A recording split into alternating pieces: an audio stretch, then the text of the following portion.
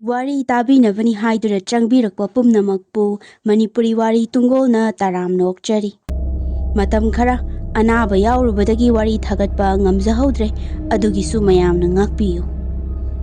Miyoibagi mahausana Ishorna pithoraklaba chatna lonchat sigi nathainana chatnu haibasi miyoibadi hekta yade haibaduni. Ngasisu nupana nupaga mari leinaningbadagi oirakpa akaibagi matangda asengba thokkiba akiba wari ama puduna lakchari. Wari pabada soikhrabasu ngakpiyu. Hojik wari asi taminarasi. Mayam, ai iming Oscar kauze. Ai isasi Puneda software engineering loiraga mafam adugi private company amada thabak tawduna chahi 3-4 muk leijarakpani. Aina mafamduda thabak tawribadu paisa karisu chawba oide maram asina aigi lifestyle sigadi khara chanaba watlami. Aina lifestyle palle haiduna mayamna lana khanbiganu. Aisi hanadagi hauna isa fana nana hingbasi yamna pamjarai. Nana isa fana hinge hairabadi chaba thakpadabu oiro afaba chinjak chaba tai.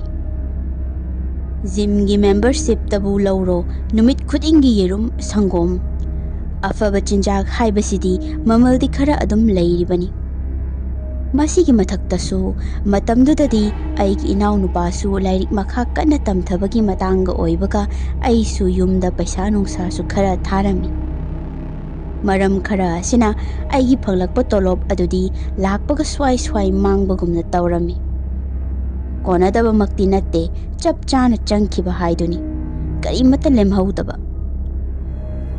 Asumna aina Puneda thabak tawna tolop khara chawba atai thabak singsu thiba leplamde. Fana koinadi fangba natte adubu ngaibada kalu afaba adum lakpani haibaduni. Ai Bangalore da leiba company amada job interview ki thajan kibadu yare haiduna call tawraki. Aduga interview yawba chatluraba matungdasu ai khalaktuna thabakto join tawba yare haina hairaki. Aisu Bangalore thabakki thajanbadu adum online dagi thajankibani. Aduga interview lakpa yarani haibadagidi laibak changda oisu yenglage khanduna ai hanagi thabaktu toklamduna aigi paisa savings laiba khaiduga tawraga Bangalore tamna laklaka hotel da leiraga pangthokkiba thabak ngaktani. Makha tana matang adu yoraklabada ai koina hotel da leithaba aduda paisa yamna changlakki. Maram asina ai rent leiba yaba mafam thiraki. Aisu yamna thuna leitaba yadrabanina aiga khangna chanaba mi khudingi hanglami. Makhoisu amuk hangkhige thirakhige na adum hairakpa. Nongma aina WhatsApp ki status ta Bangalore da rent 15k bawgi manungda lawba yaba khanglagadi amukta haibirau haiduna thammi. Aigi status asida yamna thajataba mawongda aina hana koiramba nupi amana reply piraki.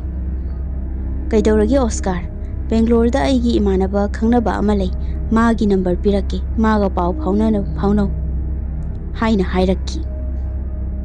Ainasu kaisu leiteda ai Bangalore da thabak ama phangbagini laifam thirakpani hairami.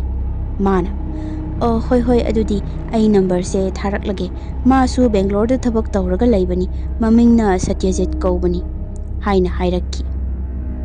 Aisu wa amani hainaramaga maga wari shanaba loisanki.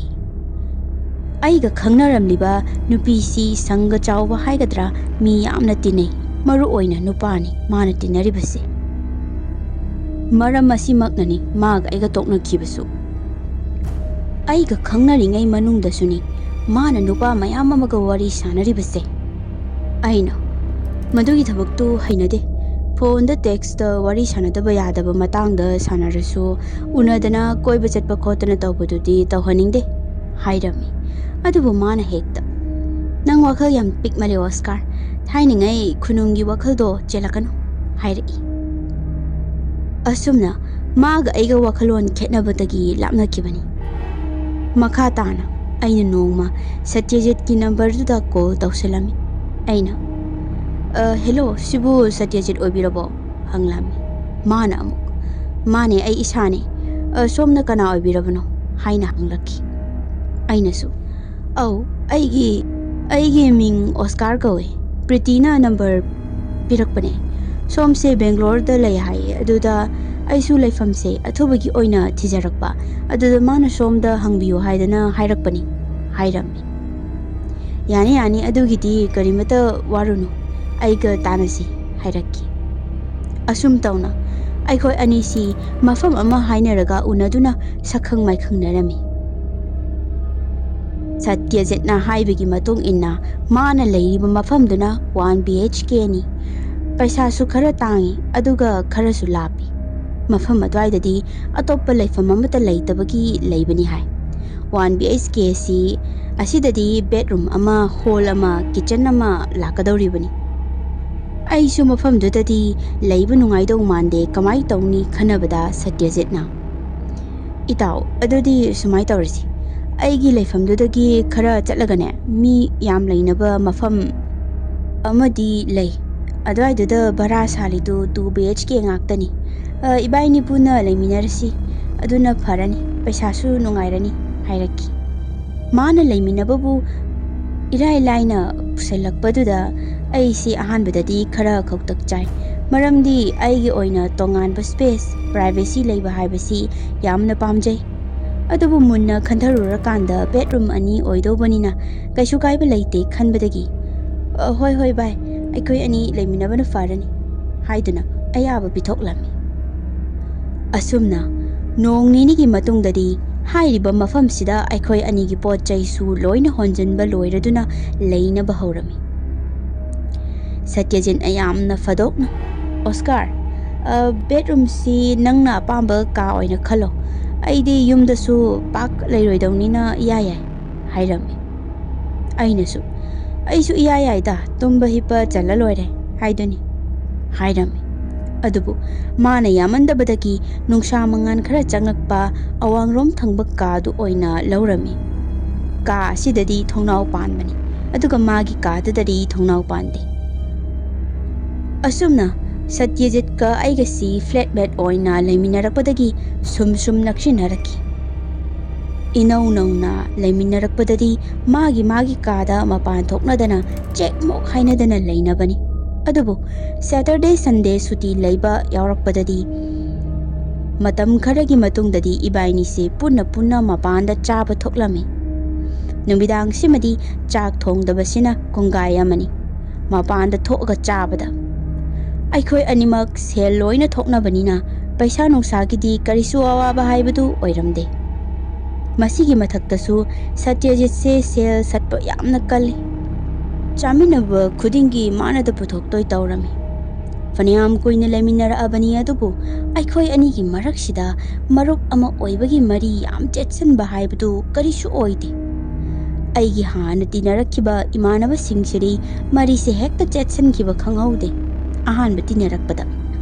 Adubu Satyajit sidadi isasi karinoma ikoi badauna taurami. Nong manungthilgi matamdani numittudi ai atopa thabak ama chatlubadagi office ki timing hendokhiduna chatlaroida ngasidi khanduna leithokpani. Aisi bathroom dagi irujaba loiraga tawel ama setuna thoklakpani. Patang chana Satyajit sisu halakpaga mapa chanaki. Masi ai ubaga yamna ikaibagi mawong ama tawraki. Wadi karimata hairakte adubu magi mawongduna khangbani. Aina, kainoda ngasidi ngandro halakpagi matamsibo hairami. Mana amu, hoi ngasidi khara ngale thabaksu yam leihawdaba aduda adum ngana halaklaba hairaki. Adubu masi wa ngangningdriba haidura khangde. Masado ithak thakpagi mawongda taurami. Asumna matamsu asum haukibana Satyajit si mawong ama itaw tawraklami. Ayamba matamda aina thabak tawbasida phammaga thawaiki yengduna leiba chak chaminare ahawba saruk khai aingonda loina pithorakpana chingba kaya ama tawrami. Masi pumnamaksida aidi kaya isasi ihai hainaramde. Maramdi isasi angang machasu natte atopa minaga adumaina ka hena luna. ꯇꯧꯁꯤꯜꯂꯛꯄꯗꯨꯗꯗꯤ ꯏꯁꯥꯗ ꯏꯍꯩ ꯍꯩꯅꯗꯕ ꯑꯃꯗꯤ ꯑꯗꯨꯝ ꯐꯥꯎꯔꯤꯕꯖꯥꯠꯅꯤ꯫ ꯃꯈꯥ ꯇꯥꯅ ꯑꯩꯈꯣꯏ ꯑꯣꯐꯤꯁꯇꯨꯗ ꯄꯨꯖꯥ ꯀꯧꯕꯤ junior ꯑꯃꯁꯨ ꯊꯕꯛ join ꯇꯧꯔꯛꯈꯤ꯫ ꯑꯩꯁꯤ ꯑꯩꯈꯣꯏ ꯑꯣꯐꯤꯁꯇꯨꯗ ꯃꯩꯇꯩ ꯃꯆꯥ ꯑꯃ ꯊꯕꯛ ꯖꯣꯏꯟ ꯇꯧꯔꯛꯄꯁꯤꯗ ꯌꯥꯝꯅ ꯍꯔꯥꯎꯖꯈꯤ꯫ ꯄꯨꯖꯥꯁꯤ ꯃꯁꯛ ꯃꯇꯧꯁꯨ ꯌꯥꯝꯅ ꯆꯪꯈꯣꯜꯂꯤ꯫ ꯑꯍꯥꯟꯕ ꯍꯦꯛ ꯎꯕꯗꯒꯤ ꯑꯩꯅ ꯃꯥꯁꯤ ꯌꯥꯝꯅ ꯄꯥꯝꯖꯈ꯭ꯔꯦ꯫ ꯏꯀꯥꯏ ꯑꯗꯨꯝ ꯅꯨꯡꯁꯤ ꯄꯥꯝꯃꯤ ꯍꯥꯏꯕꯗꯨꯁꯨ ꯐꯣꯡꯗꯣꯛꯄ ꯉꯝꯂꯝꯗꯦ, ꯑꯗꯨꯕꯨ ꯏꯊꯥ ꯊꯥꯖꯗꯅ ꯃꯥꯅ ꯑꯣꯏꯅ ꯑꯩꯕꯨ ꯅꯨꯡꯁꯤ ꯈꯪꯅꯔꯁꯤ ꯍꯥꯏꯔꯛꯈꯤ꯫ ꯑꯁꯨꯝ ꯇꯧꯅ ꯄꯥꯎ ꯅꯨꯡꯉꯥꯏꯕ ꯑꯁꯤ ꯑꯩꯁꯨ ꯌꯨꯝꯗ ꯁꯇ꯭ꯌꯖꯤꯠꯇ ꯇꯝꯂꯝꯃꯤ꯫ ꯑꯩꯁꯨ ꯈꯪꯗꯦꯃꯤ ꯃꯥꯅ ꯀꯃꯥꯏ ꯍꯥꯏꯔꯛꯂꯤꯅꯣꯗꯣ, ꯄꯨꯔꯥ ꯉꯛꯎꯔꯕꯅꯤꯃꯤ ꯍꯥꯏꯔꯝꯃꯤ꯫ ꯃꯁꯤꯗ ꯁꯇ꯭ꯌꯖꯤꯠꯅ ꯅꯁꯛ ꯅꯇꯧ ꯐꯖꯕꯗꯨꯗ ꯅꯨꯄꯤꯗꯣ ꯂꯩꯕ ꯉꯝꯃꯝꯃꯔꯣꯏ ꯑꯗꯨꯏꯅꯤ ꯍꯥꯏꯔꯛꯈꯤ꯫ ꯑꯗꯨꯕꯨ ꯑꯩꯅ ꯍꯔꯥꯎ ꯃꯉꯣꯟꯗ ꯄꯥꯎ ꯇꯝꯂꯤꯕ ꯑꯁꯤꯗ ꯁꯇ꯭ꯌꯖꯤꯠꯇꯤ ꯃꯁꯥꯗ ꯏꯍꯩ ꯍꯩꯅꯗꯕ ꯈꯣꯏꯔꯥꯡ ꯈꯣꯏꯁꯥꯎꯅꯕ ꯑꯃ ꯎꯔꯝꯃꯤ꯫ ꯑꯩꯁꯨ ꯁꯨꯝꯕ ꯅꯨꯄꯤ ꯑꯉꯥꯡꯒꯤ ꯋꯥꯔꯤꯁꯤ ꯇꯝꯕꯗ ꯃꯥꯁꯤ ꯈꯔ ꯍꯩꯅꯗꯕ ꯖꯥꯠꯅꯤꯗꯅ ꯍꯥꯏꯅ ꯈꯜꯂꯝꯃꯤ꯫ ꯑꯗꯨꯕꯨ ꯑꯃꯨꯛꯀ ꯌꯥꯝꯅ ꯉꯛꯄ ꯃꯑꯣꯡꯗ, ꯅꯣꯏ ꯄꯨꯖꯥꯗꯣ ꯑꯝꯇ ꯈꯪꯅꯒꯦ, ꯑꯩꯁꯨ ꯅꯣꯡꯃ ꯄꯨꯂꯞ ꯎꯅꯕ ꯌꯥꯕ ꯃꯐꯝ ꯑꯃꯗ ꯆꯥꯃꯤꯟꯅꯔꯒꯀꯣ ꯑꯝꯇꯪ ꯁꯤꯜꯂꯛꯎꯅꯦ ꯍꯥꯏꯔꯛꯈꯤ꯫ ꯃꯥꯅ ꯉꯥꯡꯂꯤꯕꯗꯨ ꯏꯆꯝ ꯆꯝꯅ ꯐꯥꯒꯤ ꯑꯣꯏꯅ ꯍꯥꯏꯕ ꯅꯠꯇꯦ ꯁꯤꯃꯗꯤ ꯈꯪꯂꯝꯃꯤ꯫ ꯑꯩꯅꯁꯨ ꯍꯣꯏ ꯍꯥꯏꯗꯨꯅ ꯌꯥꯔꯝꯃꯤ꯫ ꯑꯁꯨꯝꯅ ꯅꯣꯡꯃꯗꯤ ꯁꯇ꯭ꯌꯖꯤꯠꯅ ꯍꯥꯏꯔꯤꯕ ꯇꯥꯟꯖꯥ ꯑꯗꯨ ꯂꯥꯛꯂꯝꯃꯤ꯫ ꯅꯨꯃꯤꯠ ꯑꯗꯨꯃ ꯑꯩꯅ ꯄꯨꯖꯥꯗ, ꯄꯨꯖꯥ, ꯅꯪꯁꯦ ꯑꯩꯒꯤ ꯐ꯭ꯂꯦꯠꯃꯦꯠꯇꯨꯅꯅꯦ ꯃꯁꯛ ꯑꯝꯇ ꯈꯪꯅꯒꯦꯌꯦ꯫ ꯉꯁꯤꯗꯤ ꯊꯕꯛꯁꯨ ꯉꯟꯅ ꯂꯣꯏꯔꯝꯅꯤꯅ ꯑꯁ꯭ꯋꯥꯏꯗ ꯁꯛꯈꯪ ꯃꯥꯏꯈꯪꯅꯕ ꯑꯣꯏꯅ ꯀꯔꯤꯅꯣꯃ ꯆꯥꯔꯨꯁꯤꯗꯅ ꯊꯦꯡꯗ꯭ꯔꯤꯉꯩꯁꯤꯗ ꯍꯥꯏꯅ ꯍꯪꯂꯝꯃꯤ꯫ ꯄꯨꯖꯥꯅ ꯌꯥꯏꯌꯦꯗ, ꯑꯩꯒꯤꯗꯤ ꯀꯩꯁꯨ ꯀꯥꯏꯗꯤꯌꯦ ꯍꯥꯏꯅ ꯑꯌꯥꯕ ꯄꯤꯔꯛꯄꯗꯒꯤ ꯑꯩꯅ ꯁꯇ꯭ꯌꯖꯤꯠꯄꯨ ꯀꯣꯜ ꯇꯧꯔꯝꯃꯤ, ꯑꯗꯨꯒ ꯎꯅꯒꯗꯕ ꯃꯐꯝꯗꯨ ꯇꯥꯛꯂꯝꯃꯤ꯫ ꯑꯗꯨꯒ ꯑꯩꯒ ꯄꯨꯖꯥꯒꯅ ꯍꯥꯟꯅ ꯃꯐꯝꯗꯨꯗ ꯆꯠꯂꯝꯃꯤ꯫ ꯑꯁꯨꯝꯅ ꯉꯥꯏꯍꯥꯛ ꯂꯩꯔꯒꯗꯤ ꯁꯇ꯭ꯌꯖꯤꯠꯁꯨ ꯂꯥꯛꯂꯝꯃꯤ꯫ ꯑꯩꯒꯤꯁꯦ ꯅꯪꯍꯧꯔꯔꯣꯏꯅ ꯊꯕꯛꯀ ꯊꯅꯝꯃꯒ ꯂꯥꯛꯂꯤꯅꯤ ꯍꯥꯏꯔꯛꯈꯤ꯫ ꯄꯨꯖꯥꯅ ꯗꯥ ꯁꯇ꯭ꯌꯖꯤꯠꯅ ꯐꯔꯛ ꯇꯥꯔꯗꯤ ꯀꯣꯟꯅ ꯃꯇꯥꯡ ꯆꯥꯕ ꯑꯃꯗ ꯎꯅꯔꯁꯨ ꯌꯥꯕꯗꯨꯕꯨ ꯍꯥꯏꯔꯝꯃꯤ꯫ ꯑꯁꯨꯝꯅ ꯑꯩꯈꯣꯏꯁꯤ ꯍꯔꯥꯎ ꯋꯥꯔꯤ ꯋꯥꯇꯥꯏ ꯀꯌꯥ ꯁꯥꯟꯅꯔꯝꯃꯤ꯫ ꯑꯗꯨꯒ ꯍꯜꯂꯝꯗꯥꯏꯗ ꯑꯩꯁꯤ ꯋꯥꯁꯔꯨꯝꯗ ꯆꯪꯂꯨꯒꯦ ꯍꯥꯏꯗꯨꯅ ꯍꯧꯒꯠꯇꯨꯅ ꯊꯣꯛꯂꯛꯄꯅꯤ꯫ ꯃꯈꯣꯏ ꯑꯅꯤꯁꯨ ꯋꯥꯔꯤ ꯐꯖꯅ ꯑꯗꯨꯝ ꯁꯥꯟꯅꯍꯧꯏ꯫ ꯑꯗꯨꯕꯨ ꯑꯩꯅ ꯋꯥꯁꯔꯨꯝꯗꯒꯤ ꯊꯣꯛꯂꯛꯂꯒ ꯑꯃꯨꯛ ꯂꯥꯛꯄꯗꯗꯤ ꯄꯨꯖꯥꯒꯤ ꯁꯛꯐꯝꯗꯨ ꯏꯍꯟ ꯍꯟꯖꯤꯟꯕꯒꯨꯝꯅ ꯇꯧꯔꯝꯕꯅꯤ꯫ ꯁꯇ꯭ꯌꯖꯤꯠꯄꯨꯗꯤ ꯍꯥꯟꯅꯒꯤ ꯍꯥꯃꯨ ꯑꯗꯨꯝ ꯂꯩꯔꯝꯃꯤ꯫ ꯑꯍꯣꯡꯕ ꯂꯥꯛꯂꯤꯕꯁꯤ ꯄꯨꯖꯥꯗꯅꯤ꯫ ꯑꯩꯅ, ꯄꯨꯖꯥ, ꯀꯩꯗꯧꯔꯒꯦ, ꯅꯁꯥ ꯅꯨꯡꯉꯥꯏꯇ꯭ꯔꯕꯣ ꯏꯃꯛ ꯃꯛꯁꯤꯜꯂꯤꯁꯤꯕꯣ ꯍꯥꯏꯅ ꯍꯪꯂꯝꯃꯤ꯫ ꯄꯨꯖꯥꯅ ꯀꯩꯝ ꯇꯧꯗꯦꯗ, ꯊꯦꯡꯖꯤꯜꯂꯛꯄꯒꯤ ꯑꯣꯏꯔꯝꯅꯤ, ꯍꯟꯅꯕ ꯇꯧꯔꯁꯤ ꯍꯥꯏꯔꯛꯈꯤ꯫ ꯑꯩꯅ ꯀꯔꯤꯅꯣ ꯉꯥꯎꯔꯕꯣ ꯅꯪꯕꯣ, ꯊꯦꯡꯖꯤꯜꯂꯛꯂꯒ ꯃꯛꯁꯟꯅꯕ꯭ꯔꯣ ꯍꯪꯂꯝꯃꯤ꯫ ꯑꯗꯨꯕꯨ ꯃꯥꯅ ꯍꯟꯅꯤꯡꯗꯕ ꯑꯗꯨꯗ ꯋꯥ ꯃꯈꯥ ꯇꯥꯔꯨꯕ ꯐꯖꯔꯔꯣꯏ ꯍꯥꯏꯗꯨꯅ ꯇꯥꯔꯝꯗꯦ꯫ ꯀꯔꯤꯅꯣꯃꯗꯤ ꯇꯧꯔꯦ ꯍꯥꯏꯕꯁꯤꯗꯤ ꯐꯖꯅ ꯎꯕ ꯐꯪꯂꯝꯃꯤ꯫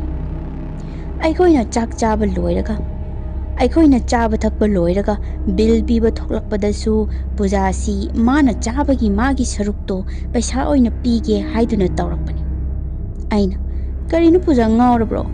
ꯌꯥꯔꯦ, ꯁꯇ꯭ꯌꯖꯤꯠꯀ ꯅꯪꯒ ꯊꯣꯛꯈ꯭ꯔꯣ, ꯑꯩꯅ ꯂꯣꯏꯅ ꯁꯤꯜꯂꯒꯦ ꯍꯥꯏꯗꯨꯅ ꯅꯝꯗꯅ ꯃꯈꯣꯏ ꯑꯅꯤꯕꯨ ꯊꯣꯛꯍꯟꯈꯤ꯫ ꯃꯈꯥ ꯇꯥꯅ ꯄꯨꯖꯥꯗꯨꯁꯨ ꯑꯩꯈꯣꯏꯅ ꯃꯥꯒꯤ ꯂꯩꯐꯝ ꯐꯥꯎꯕ ꯊꯤꯟꯒꯦ ꯍꯥꯏꯕꯗꯨ ꯁꯨꯛꯌꯥ ꯌꯥꯔꯝꯗꯦ꯫ ꯎꯄꯥꯏ ꯂꯩꯃꯜꯂꯛꯇꯕꯗꯒꯤ ꯑꯩꯁꯨ ꯑꯗꯨꯝ ꯆꯠꯂꯣ, ꯆꯦꯛꯁꯤꯟꯅ ꯌꯨꯝ ꯌꯧꯅꯕ ꯍꯥꯏꯍꯧꯕ ꯅꯠꯇꯅ ꯀꯔꯤꯗꯤ ꯇꯧꯔꯨꯅꯤ꯫ ꯑꯩꯅ ꯁꯇ꯭ꯌꯖꯤꯠ ꯑꯣꯟꯁꯤꯟꯗꯨꯅ, ꯀꯔꯤꯅꯣ ꯄꯨꯖꯥꯒꯤ ꯃꯑꯣꯡꯁꯤꯕꯣ, ꯉꯁꯥꯏꯗꯤ ꯍꯔꯥꯎ ꯂꯥꯛꯃꯤꯟꯅꯔꯤꯅꯤ ꯍꯥꯏꯔꯝꯃꯤ꯫ ꯁꯇ꯭ꯌꯖꯤꯠꯅ ꯅꯣꯏ ꯈꯪꯅꯕꯁꯨ ꯀꯨꯏꯗ꯭ꯔꯤꯗꯥꯏꯅꯦ, ꯅꯨꯄꯤꯁꯤꯗꯤ ꯁꯨꯃꯥꯏ ꯇꯧꯒꯟꯕꯅꯤ ꯈꯪꯖꯤꯜꯂꯨ ꯍꯥꯏꯔꯛꯈꯤ꯫ ꯑꯩꯁꯨ ꯀꯣꯛ パイꯗꯨꯅ ꯒ꯭ꯌꯥꯟꯒ ꯇꯥꯖꯗ꯭ꯔꯦꯗ, ꯃꯥꯏꯁꯦ ꯃꯑꯣꯡ ꯑꯃꯅꯤ, ꯀꯩꯅꯣꯝꯃ ꯏꯇꯧ ꯇꯧꯈ꯭ꯔꯦ, ꯑꯩꯉꯣꯟꯗ ꯁꯥꯎꯔꯤꯕ ꯀꯥꯏꯗꯣ ꯑꯣꯏꯔꯖꯥꯠꯂꯥ? ꯉꯁꯥꯏ ꯑꯩꯅ ꯁꯜꯋꯥꯔ ꯁꯦꯠꯄꯤ ꯑꯃ ꯂꯥꯛꯄꯗꯨꯗ ꯍꯥꯏꯐꯦꯠ ꯌꯦꯡꯕꯗꯨꯒꯤ ꯑꯣꯏꯔꯤꯖꯥꯠꯂꯣ ꯍꯥꯏꯔꯝꯃꯤ꯫ ꯁꯇ꯭ꯌꯖꯤꯠꯅ ꯌꯥꯔꯦꯍꯦ ꯅꯪꯁꯨꯕ, ꯀꯥꯟꯅꯗꯦꯁꯦ, ꯍꯜꯂꯁꯤ ꯂꯥꯛꯑꯣ ꯍꯥꯏꯗꯨꯅ ꯑꯩꯈꯣꯏ ꯑꯅꯤ ꯍꯟꯃꯤꯟꯅꯔꯛꯈꯤ꯫ ꯑꯁꯨꯝꯅ ꯑꯩꯁꯤ ꯍꯜꯂꯛꯂꯕ ꯃꯇꯝꯗꯁꯨ ꯄꯨꯖꯥꯗ ꯌꯨꯝ ꯌꯧꯔꯕ꯭ꯔꯥ ꯍꯥꯏꯅ ꯃꯦꯁꯦꯖꯁꯨ ꯐꯅꯌꯥꯝ ꯊꯥꯔꯝꯃꯤ, ꯑꯗꯨꯕꯨ ꯅꯦꯠꯇꯤ ꯑꯣꯐ ꯂꯩꯔꯝꯃꯤ꯫ Call amuk tawsinduna yengbadasu not reachable lay. Airplane mode thamjinba mali. Maramdi ngasai aina haifet uhobadadi magi phone du charge adum yahobani. Aise wakhal jat khanjanduna numidang adu mangduna leirami. Tawfam khangdana. Nong alagasu pujadi office tasu laklamde. Asumna aisi wakhal nungaita leibana numit nini suzilaklami. Ai pujada call tawbasu leplamde adubu uchil nachil pairaki. Aina puja kaidawragi nangbu office su lakte na sangamdabaga yawbro hanglami.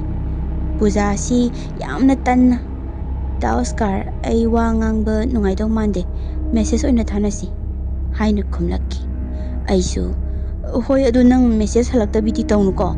Nahandai thaba message mayamdusu amata halakte. Hairami. Waga makha taba nanghaude call du pat launa kakki.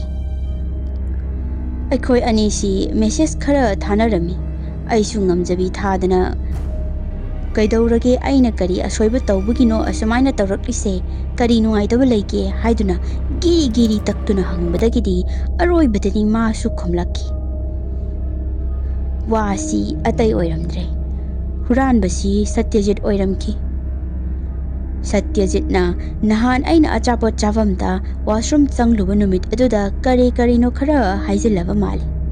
Pujana Satyajitta Dada koise hanadagi tinarakpa oidoira leminarise haina hangni hai.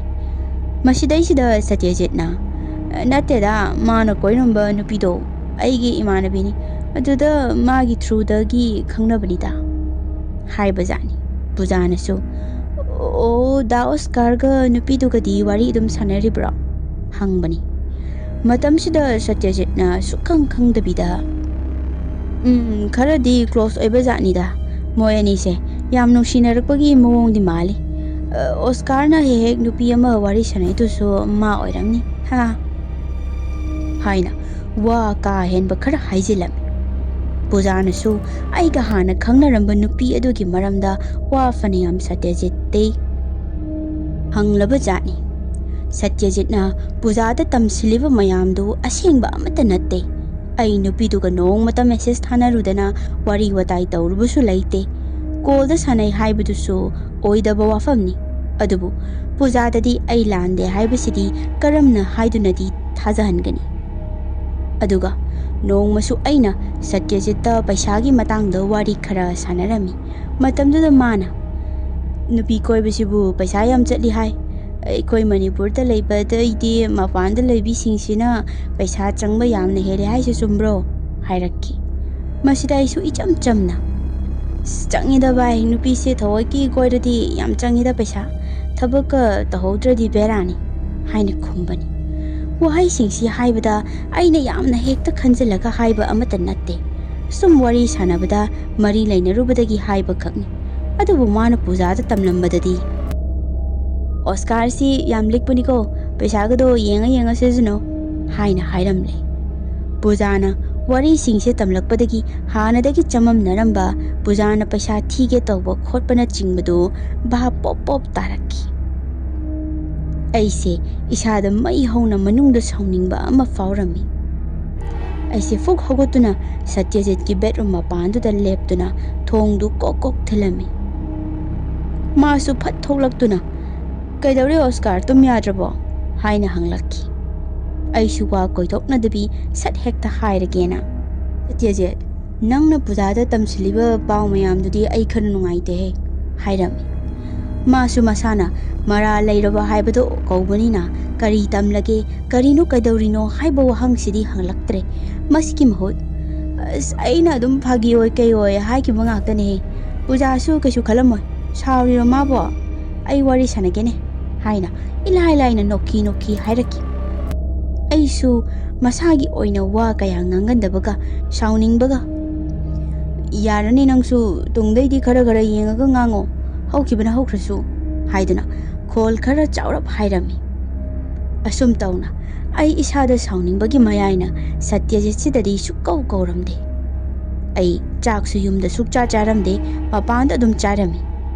Mana chasi launa kauraklabasu ai de chare ꯍꯥꯏꯕꯁꯤ ꯅꯠꯇꯅ ꯃꯈꯥ ꯇꯥꯅ ꯀꯔꯤꯃꯠꯇ ꯍꯥꯏꯔꯝꯗꯦ꯫ ꯑꯗꯨꯕꯨ ꯅꯨꯃꯤꯠ 5ꯅꯤꯒꯤ ꯃꯇꯨꯡꯗ ꯑꯌꯨꯛ ꯑꯃꯗ ꯃꯥꯅ "ꯑꯣꯁꯀꯥꯔ, ꯅꯪ ꯁꯪꯒꯗ꯭ꯔꯥ? ꯑꯩꯈꯣꯏ ꯑꯅꯤ ꯑꯔꯨꯕ ꯋꯥꯔꯤ ꯑꯃꯠꯇ ꯁꯥꯟꯅꯁꯤꯗꯅ" ꯍꯥꯏꯔꯛꯈꯤ꯫ ꯑꯩꯅ "ꯍꯧꯖꯤꯛꯇꯤ ꯌꯥꯔꯔꯣꯏ, ꯑꯩ ꯑꯣꯐꯤꯁꯁꯨ ꯊꯦꯡꯉꯦ, ꯍꯣꯔꯦꯟ ꯍꯜꯂꯛꯂꯒ ꯍꯥꯏꯅꯔꯁꯤ" ꯍꯥꯏꯅ ꯈꯨꯝꯂꯝꯃꯤ꯫ ꯑꯗꯨꯒ ꯑꯩꯅ ꯊꯕꯛ ꯍꯜꯂꯛꯄꯗꯨꯁꯨ ꯌꯥꯝꯅ ꯊꯦꯡꯅ ꯃꯥꯒ ꯋꯥꯔꯤ ꯁꯥꯟꯅꯅꯤꯡꯗꯕꯒꯤ ꯍꯟꯖꯤꯜꯂꯝꯃꯤ꯫ ꯑꯗꯨꯕꯨ ꯃꯥꯗꯤ ꯀꯤꯆꯟꯗ ꯇꯨꯝꯗꯕꯤ ꯑꯩꯕꯨ ꯊꯑꯣꯏꯅ ꯉꯥꯏꯗꯨꯅ ꯂꯩꯔꯝꯃꯤ꯫ ꯑꯩꯅ "ꯁꯇ꯭ꯌꯖꯤꯠ, ꯅꯪ ꯇꯨꯝꯗ꯭ꯔꯤꯕꯣ?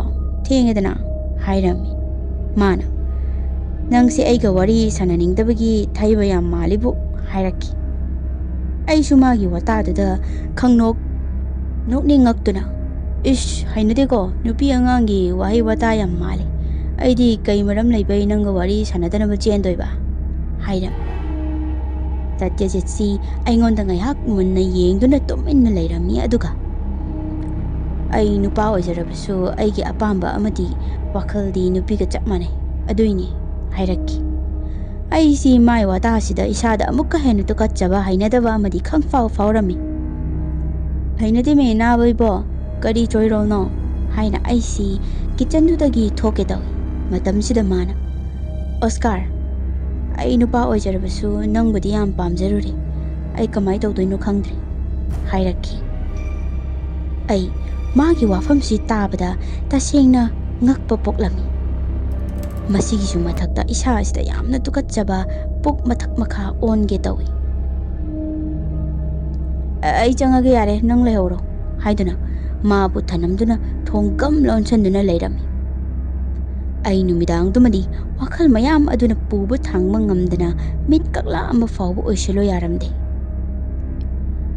ꯑꯩꯅ ꯅꯍꯥꯟꯗꯒꯤ ꯂꯩꯃꯤꯟꯅꯔꯝꯃꯤꯕ ꯃꯤꯁꯤꯗꯤ ꯃꯑꯣꯡ ꯑꯃ ꯑꯣꯏꯔꯝꯃꯦꯗꯅ ꯈꯟꯕꯗꯇ ꯍꯦꯟꯅ ꯍꯩꯅꯔꯝꯗꯦ꯫ ꯃꯥꯅ ꯑꯗꯨꯝꯕ ꯃꯤ ꯑꯣꯏꯔꯕꯁꯨ ꯃꯥꯒꯤ ꯊꯣꯛꯄ ꯇꯧꯗꯨꯅ ꯂꯩꯔꯝꯂꯒꯗꯤ ꯑꯩ ꯀꯔꯤꯁꯨ ꯈꯜꯂꯝꯃꯣꯏ꯫ ꯑꯗꯨꯕꯨ ꯑꯩ ꯄꯥꯝꯃꯤ ꯍꯥꯏꯗꯨꯅ ꯃꯥꯅ ꯍꯥꯏꯔꯛꯄꯁꯤꯗꯒꯤ ꯑꯩ ꯏꯁꯥꯗ ꯍꯦꯟꯅ ꯍꯩꯅꯗ꯭ꯔꯤꯕꯅꯤ꯫ ꯃꯁꯤ ꯄꯨꯝꯅꯃꯛꯁꯤ ꯑꯣꯏꯗꯨꯅꯁꯨ ꯑꯩ ꯔꯦꯟꯠ ꯍꯣꯡꯕꯒꯤ ꯋꯥꯈꯜꯗꯤ ꯁꯨꯛꯂꯩ ꯂꯩꯔꯝꯗꯦ, ꯃꯔꯝꯗꯤ ꯂꯩꯕꯁꯨ ꯀꯨꯏꯗ꯭ꯔꯤ꯫ ꯃꯁꯤꯒꯤ ꯃꯊꯛꯇꯁꯨ ꯄꯩꯁꯥ ꯅꯨꯡꯁꯥ ꯍꯥꯏꯕ ꯑꯃꯁꯨ ꯂꯩꯔꯤ꯫ ꯑꯁꯨꯝꯅ ꯑꯩꯁꯤ ꯋꯥꯈꯜꯗꯗꯤ ꯍꯩꯅꯔꯔꯣꯏꯗꯧꯔꯤꯗ ꯂꯩꯃꯤꯟꯅꯗꯣꯔꯤꯁꯦ ꯈꯟꯗꯨꯅ ꯃꯊꯥ ꯁꯥꯔꯝꯃꯤ꯫ ꯊꯧꯗꯣꯛ ꯑꯁꯤꯒꯤ ꯃꯇꯨꯡꯗꯒꯤꯗꯤ ꯁꯇ꯭ꯌꯖꯤꯠꯀ ꯑꯩꯒꯁꯤ ꯀꯧꯅꯗ꯭ꯔꯦ꯫ ꯃꯥꯁꯨ ꯃꯥꯒꯤ ꯊꯣꯛꯄ, ꯑꯩꯁꯨ ꯑꯩꯒꯤ ꯊꯣꯛꯄ ꯂꯩꯅꯔꯦ꯫ ꯚꯔꯥꯒꯤ ꯄꯩꯁꯥ ꯄꯤꯕꯗꯨ ꯐꯥꯎꯕ ꯃꯥꯒꯤ ꯄꯩꯁꯥ ꯁꯔꯨꯛ ꯀꯥꯞꯅꯔꯝꯃꯤ꯫ ꯅꯣꯡꯃ ꯁꯟꯗꯦꯒꯤ ꯅꯨꯡꯊꯤꯜ ꯑꯃꯅꯤ,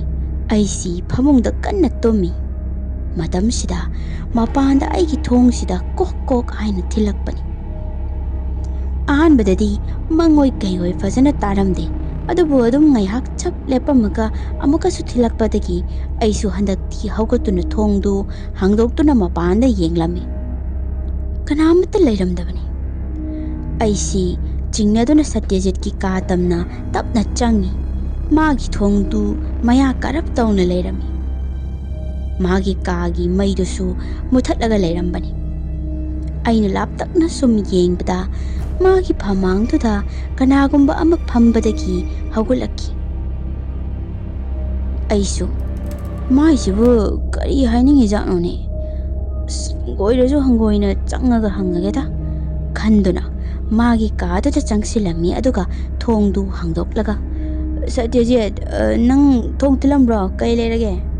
ꯍꯥꯏꯅ ꯋꯥ ꯉꯥꯡꯗꯨꯅ ꯃꯥꯒꯤ ꯀꯥꯗꯨꯗ ꯆꯪꯁꯤꯟꯕꯅꯤ꯫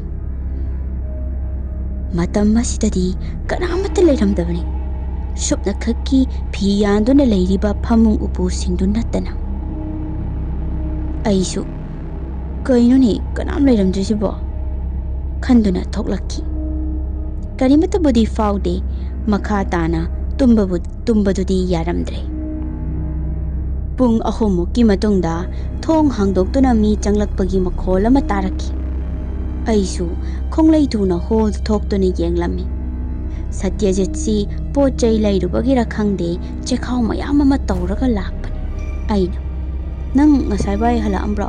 ꯀꯥꯏ ꯆꯠꯂꯨꯏꯅꯣ?" ꯍꯪꯂꯝꯃꯤ꯫ ꯃꯥꯁꯨ ꯌꯥꯝ ꯈꯨꯝꯅꯤꯡꯗꯕꯤ ꯋꯥ ꯑꯃꯅꯤꯈꯛ ꯉꯥꯡꯉꯛꯇꯨꯅ "ꯍꯧꯖꯤꯛꯇ ꯉꯥꯏꯔꯤ, ꯕꯖꯥꯔ ꯆꯠꯂꯨꯕꯅꯦ" ꯍꯥꯏꯔꯛꯈꯤ꯫ ꯑꯗꯨꯒ ꯋꯥ ꯃꯈꯥ ꯇꯥꯔꯝꯗꯕꯤ ꯃꯥꯒꯤ ꯀꯥꯗ ꯆꯪꯈꯤ꯫ ꯑꯩꯅ ꯀꯔꯤꯅꯣꯅꯦ ꯃꯥꯅ ꯑꯩꯉꯣꯟꯗ ꯑꯣꯏꯅ ꯑꯣꯟꯁꯜꯂꯒ ꯁꯥꯎꯕꯤꯔꯤꯁꯤꯕꯣ? ꯑꯩꯅ ꯃꯉꯣꯟꯗ ꯀꯔꯤ ꯂꯥꯜꯂꯨꯗꯅ ꯍꯥꯏꯅ ꯏꯇꯣꯝꯇ ꯈꯟꯖꯔꯝꯃꯤ꯫ ꯅꯣꯡ ꯅꯤꯅꯤꯒꯤ ꯃꯇꯨꯡꯗꯅꯤ ꯅꯨꯃꯤꯠ ꯑꯗꯨ ꯊꯕꯛ ꯃꯐꯝꯗ ꯃꯌꯥꯡ ꯃꯆꯥ ꯑꯃꯒ ꯃꯔꯩ ꯈꯔ ꯇꯧꯅꯕꯗꯒꯤ ꯈꯣꯏꯗꯧ ꯈꯔ ꯁꯥꯎꯅꯤꯡꯅ ꯍꯜꯂꯛꯂꯝꯃꯤ꯫ ꯑꯩꯁꯤ ꯐꯦꯟꯗꯨ ꯊꯥꯔꯝꯃꯒ ꯊꯣꯛꯈꯤꯕꯁꯤꯡꯗꯨ ꯅꯤꯡꯁꯤꯡꯗꯨꯅ ꯈꯣꯏꯗꯧ ꯁꯥꯎꯒꯠꯇꯨꯅ ꯑꯩꯁꯤ ꯐꯃꯨꯡꯗ ꯐꯤꯒ ꯍꯣꯡꯗꯕꯤ ꯃꯤꯠ ꯎꯏꯁꯤꯜꯂꯒ ꯉꯥꯏꯍꯥꯛ ꯂꯩꯔꯝꯃꯤ꯫ ꯃꯇꯝꯁꯤꯗ ꯑꯩꯒꯤ ꯃꯥꯏꯁꯤꯗ ꯃꯣꯟ ꯃꯣꯟ ꯂꯥꯎꯕ ꯑꯃꯁꯨꯡ ꯀꯣꯏꯂꯦꯡ ꯂꯦꯡꯕꯣꯏ ꯇꯧꯔꯛꯄꯅꯤ꯫ ꯑꯩꯅ ꯌꯦꯡꯕꯗꯗꯤ ꯎꯆꯦꯛꯀꯨꯝꯕꯒꯤ ꯃꯥꯜꯂꯤ ꯌꯥꯝꯅ ꯄꯥꯕ ꯃꯇꯨ ꯑꯃ ꯃꯥꯏꯁꯤꯗ ꯄꯛꯂꯒ ꯂꯩꯔꯝꯕꯅꯤ꯫ ꯃꯁꯤꯒꯤ ꯃꯊꯛꯇꯁꯨ ꯑꯩꯅ ꯀꯣꯌꯦꯡ ꯌꯦꯡꯕꯗ ꯑꯩꯒꯤ ꯃꯣꯟ ꯃꯊꯛ ꯑꯗꯨꯗ ꯑꯗꯨꯒꯨꯝꯕ ꯃꯇꯨ 3-4 ꯇꯥꯔꯝꯕꯅꯤ꯫ ꯑꯩꯁꯤ ꯍꯩꯅꯗ꯭ꯔꯗꯨꯅ ꯑꯁ ꯀꯗꯥꯏꯗꯒꯤꯅꯣ ꯃꯇꯨꯁꯤꯕꯣ ꯍꯥꯏꯅ ꯁꯣꯟꯗꯨꯅ ꯊꯣꯡꯅꯥꯎ ꯃꯄꯥꯟꯗ ꯎꯆꯦꯛ ꯑꯁꯤꯕꯒꯨꯝꯕ ꯂꯩꯕ꯭ꯔꯥ ꯍꯥꯏꯅ ꯌꯦꯡꯉꯤ꯫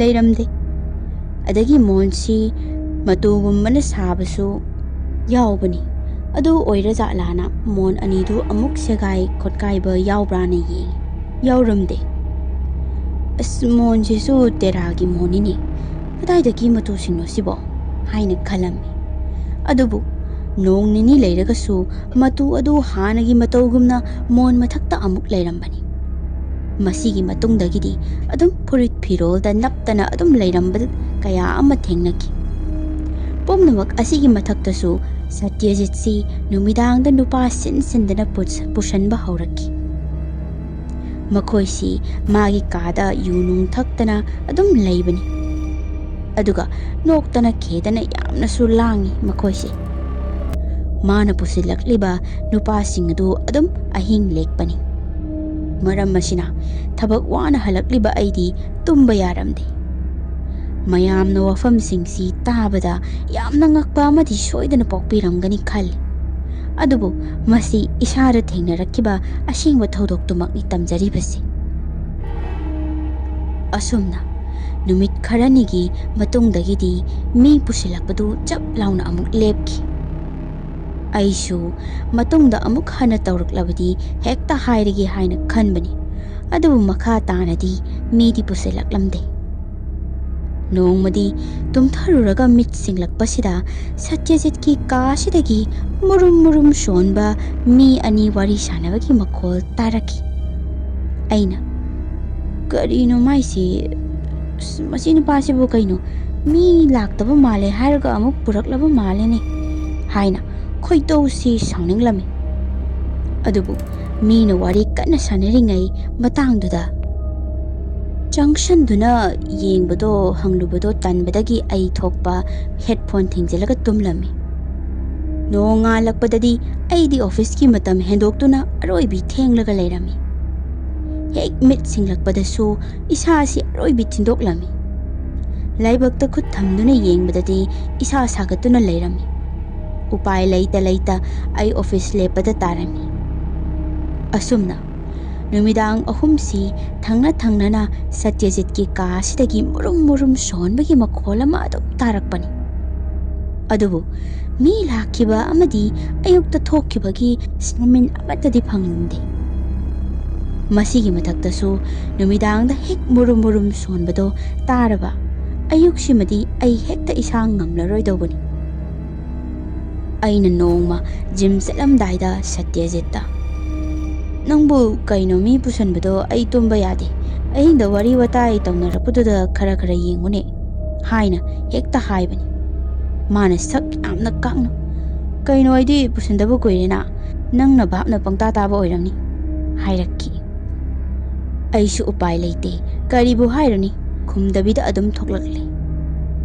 ꯑꯩꯒꯤ ꯀꯥꯁꯤꯗ ꯄꯨꯡ 24ꯃꯨꯛꯁꯤ ꯃꯩꯁꯨꯠ ꯃꯅꯝ ꯅꯝꯕ ꯁꯤꯃꯁꯨ ꯑꯗꯨꯝ ꯇꯧꯔꯝꯃꯤ꯫ ꯑꯩꯅ ꯀꯣꯏꯊꯤ ꯊꯤꯔꯕꯁꯨ ꯑꯁꯣꯏꯕꯗꯤ ꯑꯃꯠꯇ ꯂꯩꯕ ꯅꯠꯇꯦ꯫ ꯊꯣꯡꯅꯥꯎ ꯍꯥꯡꯗꯣꯛꯂꯒ ꯊꯝꯂꯤꯕꯅꯤ꯫ ꯑꯇꯩ ꯀꯥꯗꯤ ꯅꯝꯗꯅ ꯑꯩꯒꯤ ꯀꯥꯗꯨꯈꯛ ꯅꯝꯕ ꯌꯥꯕ ꯅꯠꯇꯦ꯫ ꯏꯁꯝ ꯁꯝꯅ ꯍꯥꯏꯔꯕꯗ ꯀꯥ ꯑꯁꯤꯗ ꯂꯩꯅꯤꯡꯗꯅꯕ ꯃꯔꯝꯁꯤ ꯑꯗꯨꯝ ꯊꯣꯛꯂꯛꯏ꯫ ꯁꯝꯁꯤꯁꯨ ꯅꯨꯄꯤꯗꯒꯤ ꯍꯦꯜꯂꯤ ꯑꯔꯣꯏꯕꯤꯗꯅꯤ ꯀꯦꯜꯂꯤꯕꯁꯦ꯫ ꯅꯣꯡꯃꯥꯏꯖꯤꯡ ꯅꯨꯃꯤꯠ ꯑꯃꯗ ꯀꯥ ꯁꯦꯡꯗꯣꯛꯄꯅꯤ ꯑꯩꯁꯦ꯫ ꯃꯇꯝ ꯑꯁꯤꯗ ꯑꯩꯅ ꯈꯔ ꯆꯪꯅꯗꯕ ꯑꯩꯒꯤ ꯎꯄꯨ ꯊꯝꯂꯤꯕ ꯀꯥꯆꯤꯜ ꯑꯗꯨꯗ ꯃꯌꯥꯡꯒꯤ ꯄꯣꯠꯁꯦꯝ ꯇꯧꯕꯒꯨꯝꯅ ꯃꯣꯔꯣꯛꯀ ꯂꯪ ꯑꯉꯥꯡꯕꯒ ꯎꯔꯨ ꯎꯔꯨ ꯌꯦꯠꯁꯟꯅꯔꯒ ꯂꯩꯔꯝꯕꯅꯤ꯫ ꯑꯩꯁꯨ ꯄꯥꯈꯠꯇꯨꯅ ꯏꯃꯥꯗ ꯐꯣꯇꯣ ꯅꯝꯂꯒ ꯊꯥꯔꯝꯃꯤ꯫ ꯑꯗꯨꯒ ꯋꯥꯔꯤ ꯄꯨꯝꯕꯁꯨ ꯂꯤꯔꯝꯃꯤ꯫ ꯏꯃꯥꯅꯁꯨ "ꯏꯕꯨꯡꯉꯣ, ꯑꯇꯩ ꯑꯣꯏꯔꯣꯏ, ꯂꯩꯃꯤꯟꯅꯔꯤꯕ ꯃꯤꯗꯨꯅꯅꯦ ꯁꯦꯝꯖꯤꯟꯕ ꯁꯣꯏꯗꯅ ꯑꯣꯏꯅꯤ꯫ ꯏꯃꯥꯁꯤꯗ ꯌꯥꯝꯅ ꯑꯈꯪꯕ ꯆꯨꯝꯅ ꯍꯥꯏꯕ ꯑꯃꯥꯏꯕ ꯑꯣꯖꯥ ꯑꯃ ꯂꯩ, ꯃꯉꯣꯟꯗ ꯌꯦꯡꯊꯣꯛꯍꯟꯒꯦ꯫ ꯑꯗꯨ ꯅꯪꯅ ꯂꯩꯔꯤꯗꯣ ꯑꯣꯟꯊꯣꯛꯅꯗꯤ ꯅꯨꯡꯉꯥꯏꯔꯔꯣꯏꯗ ꯏꯕꯨꯡꯉꯣ꯫ ꯐꯔꯦꯁꯦ, ꯑꯩꯅꯅꯦ ꯄꯥꯎ ꯍꯥꯏꯔꯛꯇ꯭ꯔꯤ ꯐꯥꯎꯗꯤ ꯅꯪ ꯁꯨꯇꯤ ꯂꯧꯔꯒ ꯌꯨꯝꯗꯨꯗ ꯆꯦꯛꯁꯤꯟꯅ ꯁꯦꯟꯅꯗꯨꯅ ꯂꯩꯔꯣ" ꯍꯥꯏꯔꯛꯈꯤ꯫ ꯑꯁꯨꯝꯅ ꯏꯃꯥꯅ ꯌꯦꯡꯕꯗꯒꯤ ꯑꯩꯉꯣꯟꯗ ꯁꯦꯝꯖꯤꯜꯂꯦ ꯍꯥꯏꯕꯁꯤꯃꯗꯤ ꯈꯪꯂꯝꯃꯤ꯫ ꯑꯩꯒꯤ ꯀꯥꯗ ꯇꯧꯔꯤꯕ ꯃꯌꯥꯝꯗꯨꯁꯨ ꯂꯥꯏ ꯊꯥꯖꯤꯜꯂꯛꯄꯒꯤ ꯑꯣꯏꯔꯝꯃꯤ꯫ ꯑꯃꯅ ꯌꯨꯝꯗꯒꯤ ꯏꯃꯥꯈꯣꯏꯅ ꯄꯣꯠꯁꯦꯝꯗꯨ ꯃꯁꯥꯗ ꯍꯜꯂꯦ ꯍꯥꯏꯗꯨꯅ ꯍꯥꯏꯔꯛꯈꯤꯕꯅꯤ꯫ ꯑꯗꯨ ꯍꯦꯛ ꯍꯥꯏꯔꯛꯄꯒꯤ ꯃꯇꯨꯡꯗꯩꯗꯤ ꯁꯇ꯭ꯌꯖꯤꯠꯁꯤ ꯑꯣꯊꯕꯒꯤ ꯃꯈꯣꯜꯁꯨ ꯌꯥꯝꯅ ꯇꯥꯔꯝꯃꯤ꯫ ꯑꯗꯨꯒ ꯑꯣꯐꯤꯁꯁꯨ ꯆꯠꯂꯝꯗꯦ꯫ ꯊꯣꯡ ꯂꯣꯟꯖꯤꯜꯂꯒ ꯃꯥꯒꯤ ꯀꯥꯗ ꯑꯗꯨꯃꯛ ꯂꯩꯔꯝꯃꯤ, ꯆꯦꯛꯃꯣꯛ ꯂꯥꯎꯗꯕꯤ꯫ ꯑꯩꯁꯤ ꯑꯃꯨꯛꯀꯁꯨ ꯅꯨꯡꯉꯥꯏꯔꯛꯇꯗꯅ "ꯁꯇ꯭ꯌꯖꯤꯠ, ꯅꯪꯕꯨ ꯅꯁꯥ ꯅꯨꯡꯉꯥꯏꯇ꯭ꯔꯕꯣ?"